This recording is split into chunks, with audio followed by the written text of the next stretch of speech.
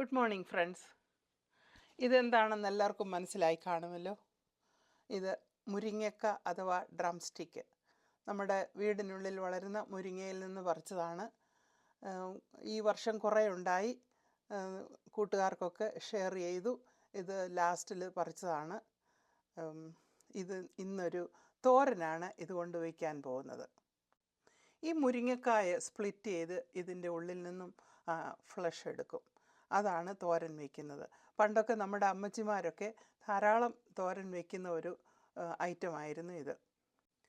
മുരിങ്ങക്കായുടെയും മുരിങ്ങ ഇലയുടെയും ഒക്കെ health benefits എല്ലാവർക്കും ആകുന്നുവല്ലോ. ഇത് നല്ല ടേസ്റ്റുള്ള ഒരു സാധനമാണ്.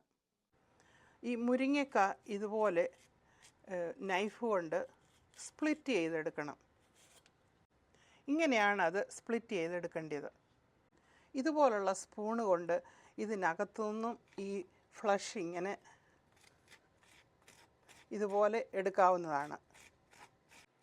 മുരിങ്ങക്കായുടെ ഫ്ലഷ് ഇത്രയുമാണ് കിട്ടിയിരിക്കുന്നത്. ഇതാണ് തോരൻ വയ്ക്കുന്നത്. ഇതതിൻ്റെ തോടാണ്. ഇത് കളയും. വലിയ പീസസ് ഉണ്ടെങ്കിൽ അത് ഇങ്ങനെ ഒന്ന് കട്ട് ചെയ്യുന്നത് നല്ലതാണ്.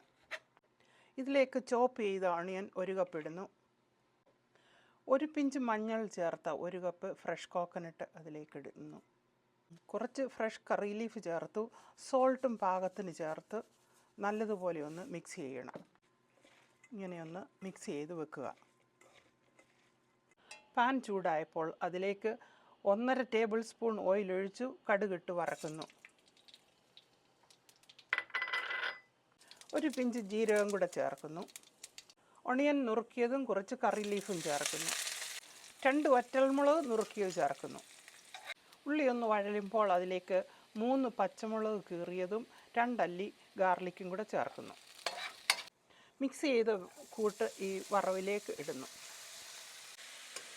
നല്ലതുപോലെ ഇതൊന്ന് മിക്സ് ചെയ്യുക. മിക്സ് ചെയ്തതിന് ശേഷം ഇത് അടച്ച് കുക്ക് ചെയ്യണം. ഇതിൽ നിന്നും വെള്ളം ഇറങ്ങുന്നത് കൊണ്ട് വെള്ളം ഒഴിക്കേണ്ട ആവശ്യമില്ല. ഒരു 5 മിനിറ്റ്സ് ഇത് കുക്ക് ചെയ്യണം. ഇത് ഇടയ്ക്ക് ഇങ്ങനെ തുറന്നൊന്ന് ഇളക്കി കൊടുക്കണം. വീണ്ടും അടച്ച് കുക്ക് ചെയ്യുക. ഇനിയും തുറന്ന് നോക്കാം. ഇളക്കി ഇത് ഓൾമോസ്റ്റ് റെഡി ആയിരിക്കുകയാണ്. ഇളക്കിയെടുക്കുക. നല്ല മണവും നല്ല ടേസ്റ്റുമുള്ള ഒരു തോരനാണിത്. ഇത് ഓൾമോസ്റ്റ് റെഡിയായി. ടേസ്റ്റിയും മുരിങ്ങക്കാ തോരൻ റെഡി. അടുത്ത ഒരു വീഡിയോയിൽ ഇനിയും കാണാം. ബൈ.